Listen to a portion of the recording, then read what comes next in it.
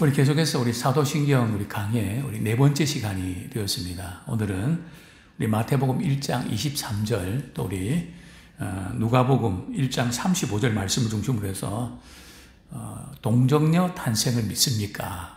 당신은 동정녀 탄생을 믿습니까? 라는 우리 제목으로 함께 도전을 받았으면 좋겠습니다. 동정녀 탄생, 우리가 생각하기 전에 이 동정녀라는 뜻이 뭘까요?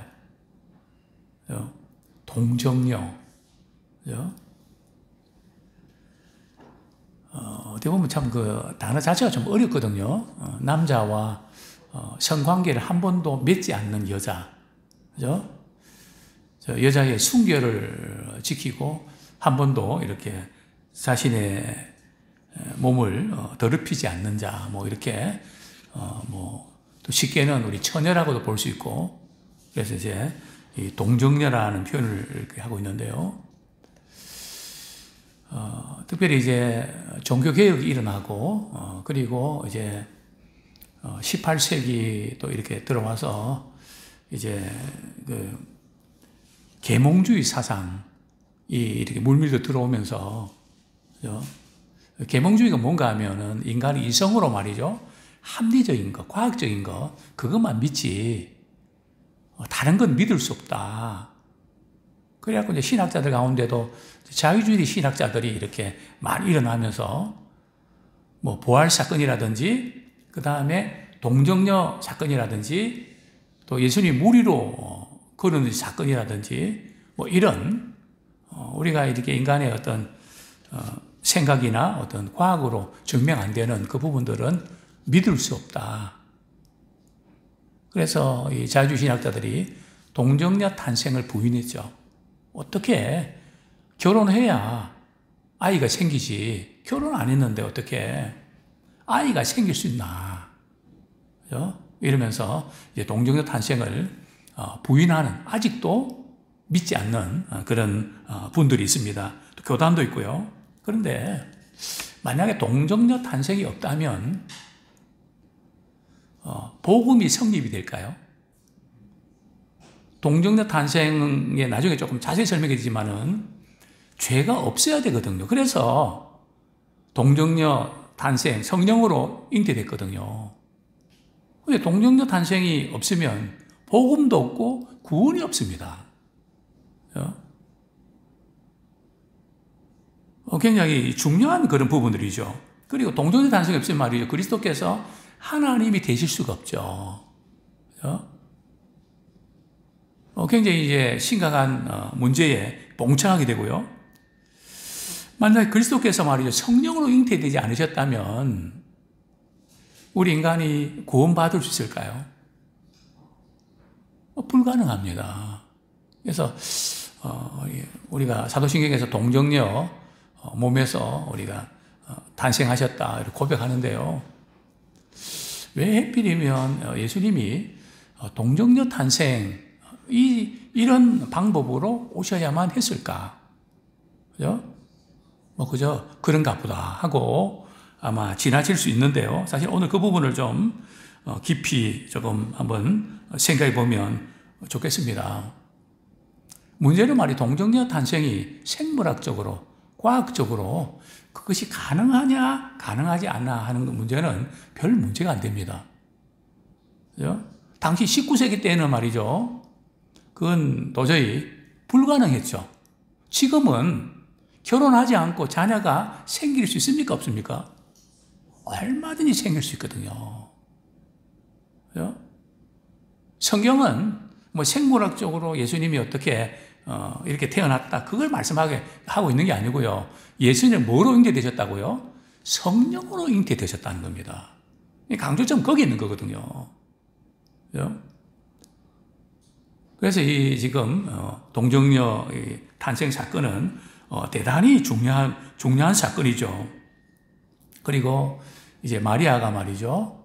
이렇게 성령 잉태해서 임신하잖아요.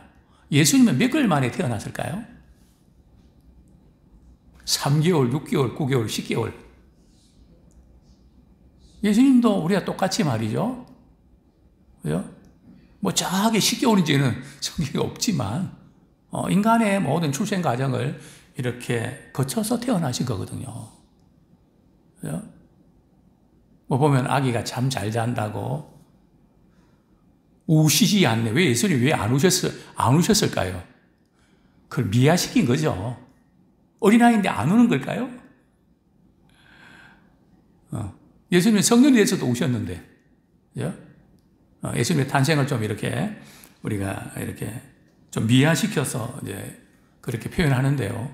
자, 근데 문제는 마리아가 말이죠. 예수님을 잉태할 때는 동정녀거든요. 약혼은 했지만 관계는 안 맺은 상태거든요. 그 어떻게 합니까? 마리아 그러잖아요. 나 남자를 가까이 한 적이 없는데 어떻게 제가 잉태를 합니까? 마리아 입장에서는 정말 이게 너무 엄청난 사건이잖아요. 그죠? 처녀가 이 아이를 뵀으니까. 그죠? 그런데 이 마리아가 천주교에서는 뭐라 그러는지 아십니까? 평생 동정녀로 살았다 그럽니다. 그런가요? 마리아가 평생 동정녀입니까? 예수님 낳고 나서 요셉과 말이죠. 관계를 맺어서 자녀를 낳지 않았나요? 자녀 낳았죠. 우리 성경 말씀 한 구절 보겠습니다. 항상 우리는 성경에 근거해야 됩니다. 우리 마태복음 13장 55절 56절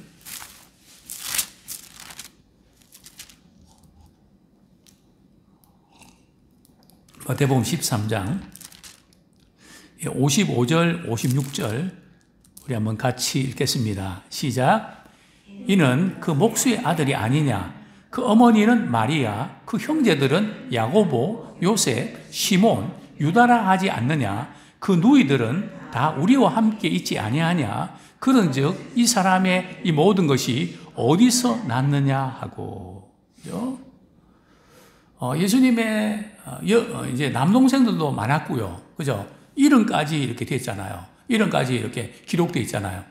또 여동생도 있었죠. 여기 성경에서의 누이는 뭐 누나가 될 수도 있고 동생이 될 수도 있거든요. 그걸 전부 다 이렇게 누이라고 표현하고 있습니다. 그죠? 그래서 이제 여동생이죠. 그죠? 그러니까 형제 자매가 있었다는 겁니다. 그죠? 그래서 우리가 이렇게 마리아를 미화시키기 위해서 마리아 평생 동정녀다 하는 것은 사실이 아니죠. 자, 어쨌든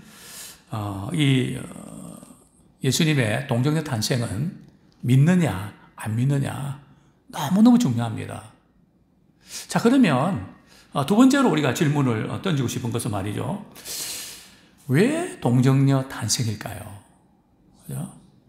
다른 방법도 있었을 텐데 왜 하나님께서는 우리 인간들을 구원하시기 위해서 왜 예수님을 세상에 보내셔야 되고 또 예수님 세상에 보내실 때에 마리아를 통해서 인간의 몸으로 입고 오게 하시고 또 죄가 들어오면 안 되니까 성령으로 잉태하게 하셨다는 거죠.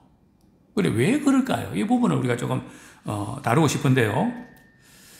자, 먼저 우리가 하나님께서 우리 인간이 죄로 인해서 멸망할 수밖에 없잖아요. 하나님은 사랑이시기 때문에 우리를 죽일 수도 없고요. 죄 때문에 우리가 죽어야 마땅하는데, 근데 하나님은 또한 공의로우시기 때문에 죄는 반드시 벌하셔야 되거든요. 이 문제를 이렇게 해결하기 위해서, 인간을 구원하기 위해서 하나님은 누구를 보내십니까? 독생자 예수 그리스도를 보내셔야만 했죠. 자, 그러면 이제 하나님께서 인간을 구원 이렇게 하시기 위해서 두 가지 요건이 성립이 됩니다. 첫 번째 요건은 죄가 없으셔야 된단 말이죠. 아담의 후손으로 말이 인간이 태어났는데 태어나면서부터 우리는 죄를 갖고 태어나는데 죄가 없이 태어날 수 있을까요? 전적으로 불가능하죠. 그것은 뭐 있을 수가 없는 거죠. 그 다음에 두 번째는 말이죠. 인간의 죄를 사하기 위해서 오셨기 때문에 또 인간이셔야 된단 말이죠. 인간의 몸으로 오셔야 된단 말이죠. 그런데 뭐가 없어야 된다고요? 죄가 없으셔야 된단 말이죠. 이 두 가지 요건이 충족돼야 되잖아요. 그래서 하나님께서는 우리 예수님을 세상에 보내실 때 뭐로 잉태하게 하셨다고요? 성령으로 잉태하게 하셨다는 겁니다. 참 놀라운 신비의 방법이고 특별한 은혜죠. 그죠? 그래서 먼저 우리 동정녀 탄생에 몇 가지 의미가 있는데 첫 번째는 말이요. 예수님은 참 하나님이시면서 참 인간으로 오셨습니다. 그래야 우리를 구원하실 수가 있거든요. 신성과 인성을 갖추신 분이죠. 성령으로 잉태되시고 동정의 몸으로 이렇게 나시면서 이제 신성과 인성의 아름다운 결합들이 이루어진 거죠. 정말 놀라운 그런 은혜임을 보게 됩니다. 자, 두 번째는 말이죠. 이 동정녀 탄생은 죄 없는 아기를 잉태하는 기적이 일어난 거죠. 전부 흠한 거 아닙니까? 아이가 태어나면 아담의 후손이기 때문에 모든 죄를 안고 태어난단 말이죠. 그건 피할 수 없지 않습니까? 물론 우리가 태어나서도 자범죄, 스스로 짓는 죄도 있고 원죄 말이죠. 아담으로부터 물려받는 그런 죄가 있죠. 그래서 다윗은 말이죠. 나는 태중에, 죄 중에 내가 잉태되었고 태어났다. 그렇게 표현하지 않습니까? 죄 중에 내가 이렇게 출생했다. 자, 이것은 이제, 그런데 아기 예수님은 죄가 없으신 분이 태어났단 말이죠. 참 놀라운 그런 날이고 기적이죠. 우리 고린도후서 5장 21절 한번 보겠습니다. 고린도후서 5장 21절.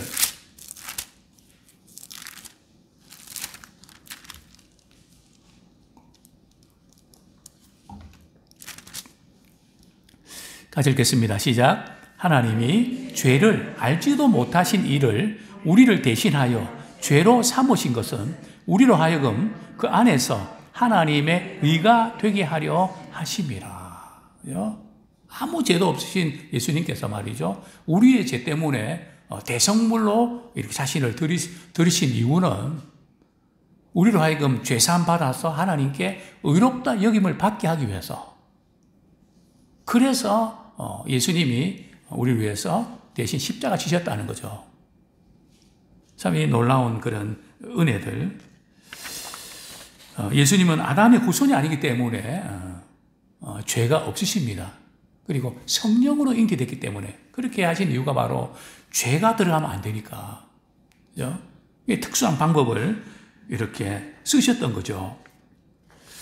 자, 우리 요한일서 3장 5절은 이 부분을 좀 더 구체적으로 말씀해 주고 있는데요. 요한일서 3장 5절.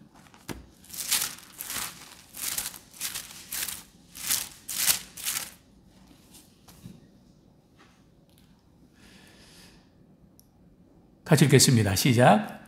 그가 우리 죄를 없애려고 나타나신 것을 너희가 아나니 그에게는 죄가 없느니라. 즉 예수님께서 이 세상에 오셔서 우리의 죄를 위해서 대신 십자가 지신 것은 말이죠. 뭐 하시기 위해서요? 우리 죄를 없애려고 오셨다는 거죠. 그런데 그분은 그에게는 뭐가 없다고요? 죄가 없으신 분만이 우리의 죄를 없앨 수가 있죠. 자, 여기서 우리가 좀 발견된 교훈은 아직도 우리가 이전에 잘못한 어떤 죄에 대해서 부모로서 또 뭐 아내로서 또 여러 가지 또 삶의 어떤 살아가면서 관계를 맺으면서 참 우리 마음을 무겁게 하고 그때 잘했어야 되는데 어떤 그런 일단 죄책감들이 있지 않습니까? 물론 그런 부분이 있을 때 우리가 회개해야죠. 그죠? 또 우리 회개하면 우리를 모든 불의에서 우리를 깨끗하게 해주신다 그랬거든요. 우리가 죄에 대해서 기억은 할 수 있어도 우리 주님이 보실 때는 죄가 삭제가 된 거예요. 동이 서에서 먼 것처럼 너희 죄가 옮겼다 그랬거든요. 바닷가 깊은 곳에 던져버렸다 그랬거든요. 그래서 제가 종종 말씀드렸죠. 다시 우리가 죄에 대해서 무덤을 파지 마라. 우리는 사람들이 생각은 날 수 있어요. 생각날 때 또다시 그 죄책감에 그래서 내가 잘못했는데 막 그때 우울하고 막 그것 때문에 그냥 시달리고 그러지 말라는 거죠. 왜요? 예수님이 우리의 죄를 어떻게 하려고요? 없애려고. 십자가에 못 박혀 죽으셨는데 생명을 내어주셨는데 우리가 아직도 거기에 매여서 말이죠. 죄의 종로로 다니면 어떡합니까? 물론 생각은 날 수 있지만 그때마다 주님 그래서 저를 위해서 십자가 지셨네요. 그 은혜와 그 사랑에 감사합니다. 다시는 그것 때문에 슬퍼하고 좌절하고 낭망하지 않게 하소서. 또 내가 잘못한 것이 있다 그러면 그 지난 그 잘못에 대해서 자꾸 연연하고 그러지 마시고요. 앞으로 살아가면서 잘하면 되잖아요. 그 잘못한 거 아무리 되짚어 봐도 답이 있나요? 못한 거 있으면 앞으로 잘하려고 애쓰면 되는 거고. 주님은 그 죄를 다 없애주셨는데 왜 자꾸 우리가 그 죄를 자꾸 끄집어내서 또 씻고 또 씻고 이래서 그거는 바로 마귀의 계획이고 마귀 올무에 빠지는 거거든요. 이제 우리 예수 이름의 권세로 그 모든 결박을 끌어내는 자 되기 원합니다. 그래서 예수님이 십자가 지신 거거든요. 동정의 몸으로 탄생하신 것이죠. 대단히 이제 중요합니다. 또 세 번째, 동정녀 탄생은 구원의 기적적인 본질을 강조합니다. 자, 구원의 사건에 있어서 참 놀라운 사건이죠. 원수 마귀는 예수님 십자가 못 박힘으로 이제는 오늘 끝났다고 생각되는데 예수님 십자가에 죽으시고 장사지내마 되시고 부활하셔서 말이죠. 사망의 권세를 깨뜨리시고 승리하시지 않았습니까? 이게 구원의 이 놀라운 기적. 동정녀 탄생은 하나님의 초자연적인 개입으로 인간을 구원하신 사건이죠. 뿐만 아니라 말이죠. 마리아의 몸에서 성령으로 잉태된 아기 예수님이 탄생한 것처럼 오늘날 우리도 말이죠. 성령께서 우리 가운데 역사하실 때에 믿음으로 구원받는 은혜를 경험하게 되는 것입니다. 우리 안에도 성령으로 잉태되는 성령의 역사하심으로 우리 거듭나는 거거든요. 성령의 역사하심으로 예수님이 나의 죄를 위해서 십자가에 못 박혀 죽으신 것을 믿게 된단 말이죠. 이런 놀라운 구원의 기적적인 사건이 계속해서 일어나는 그런 역사들이 일어난다는 거죠. 우리 요한복음 우리 1장 13절 이 구원은 나의 노력이나 나의 그 어떤 것에 좌우되는 게 아니고요. 요한복음 1장 13절 혈통이나 뭐 다른 것으로 되는 게 아니고요. 어떻게 되는 걸까요? 요한복음 1장 13절 같이 읽겠습니다. 시작. 이는 혈통으로나 육정으로나 사람의 뜻으로 나지 아니하고 오직 하나님께로부터 난 자더니라. 뭐 부모님이 믿기 때문에 자동적으로 되는 것도 아니고 뭐 인간이 열심히 뭐 이렇게 어떻게 잘해보려고 하고 우리의 뜻으로 되는 게 아니고 하나님께로부터 난다는 거죠. 그래서 이제 그 거듭났다는 걸 말이죠. 본어기 다시 태어났다. 또 어떤 번역은 위로부터 났다. 즉 하나님께로부터 나야 가능하다는 거죠. 즉 성령으로 잉태되어야 된다는 거죠. 성령으로 아니하고는 주시라 할 수 없다고 성경은 말씀하고 있습니다. 그렇습니다. 왜 예수님께서 동정의 몸에 이렇게 성령으로 탄생하셨을까요? 로마서 5장 18절 19절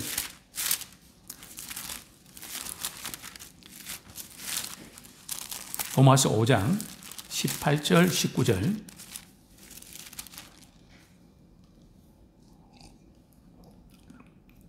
같이 읽겠습니다. 시작. 그런즉 한 범죄로 많은 사람이 정죄에 이른 것 같이 한 의로운 행위로 말미암아 많은 사람이 의롭다 하심을 받아 생명에 이르렀느니라. 한 사람이 순종하지 아니함으로 많은 사람이 죄인 된 것 같이 한 사람이 순종하심으로 많은 사람이 의인이 되리라. 그죠? 여기 한 사람의 범죄, 아담의 범죄죠. 또 한 사람의 의로운 행위는 바로 예수님이 십자가 지신 사건이죠.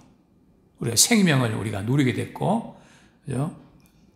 많은 사람이 의인이 되는 이런 복을 누리게 됐죠. 자, 세 번째로 동정녀 탄생에 대한 우리 성경적 근거, 오늘 이렇게 말씀을 우리 읽었는데요. 우리 다시 한번 우리 마태복음 1장 18절 한번 보겠습니다. 이사야 먼저 보겠습니다. 이 예수님의 동정녀 탄생은 구약 성경에 예언된 것이 그대로 성취된 건데요. 네, 우리 이사야 7장 14절.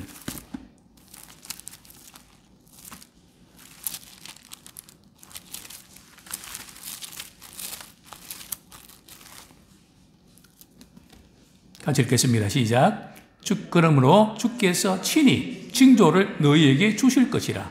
보라, 처녀가 잉태하여 아들을 낳을 것이요 그의 이름을 임마누엘이라 하리라. 이사야 선지자는 지금으로부터 주전 말이죠.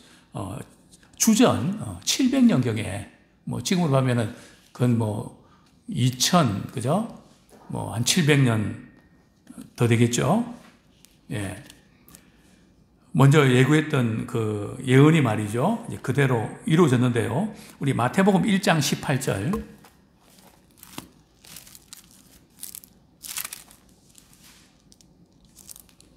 까지 읽겠습니다. 시작. 예수 그리스도의 나심은 이러하니라. 그의 어머니 마리아가 요셉과 약혼하고 동거하기 전에 성령으로 잉태된 것이 나타났더니. 그죠?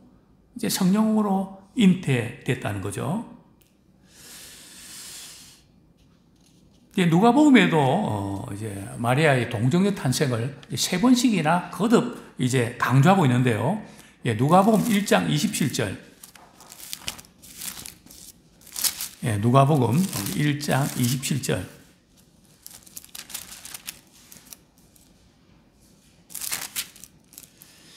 같이 읽겠습니다. 시작. 다윗의 자손 요셉이라는 사람과 약혼한 처녀에게 이르니 그 처녀의 이름은 마리아라. 그죠?